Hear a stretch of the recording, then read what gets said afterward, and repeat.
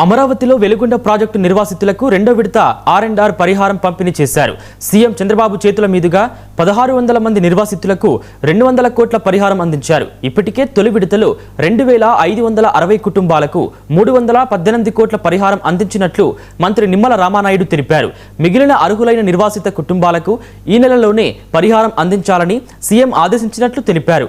అర్హత ఉన్నప్పటికీ జాబితాలో పేర్లు లేకపోవడం, అవార్డు పాస్ కాకపోవడం వంటి సమస్యలను ప్రత్యేక కమిటీల ద్వారా పరిష్కరిస్తామని తెలిపారు.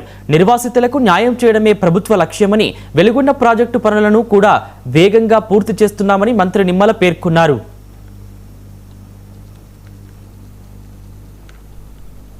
అధికారంలోకి వచ్చిన తర్వాత 2024లో జలవనరుల శాఖ సమీక్షలో ఆయన చెప్పినటువంటి మాటలు ఈ రోజుకి మా అందరికీ గుర్తున్నాయి.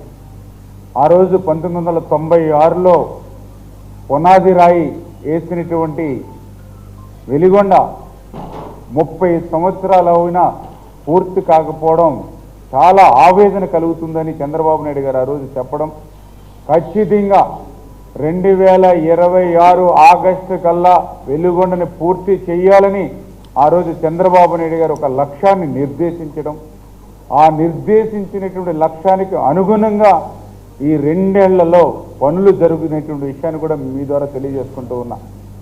అందులో ముఖ్యంగా వెలుగొండకు సంబంధించినటువంటి పనులు ఈ 2 ఏళ్లలో హెడ్ రెగ్యులేటర్కి సంబంధించి టీసీ వాల్స్ కానీ వింగ్స్ కానీ అవన్నీ కూడా మొన్న 2026 మే నెలకి మేము హెడ్ రెగ్యులేటర్ వర్క్ పూర్తి చేయడం జరిగింది. అదేవిధంగా ఏదైతే కృష్ణానది నుంచి టన్నెల్కి వచ్చేటువంటి ఆ నీటికి ఛానల్ కూడా దగ్గర 80,000 మెట్రిక్ టన్నులు అక్కడ ఏదైతే మక్కను కూడా తొలగించి ఈ వాటర్ వచ్చేటువంటి మార్గాన్ని కూడా ఈ సంవత్సరంలోనే మేము ఏర్పాటు చేసుకోవడం జరిగింది.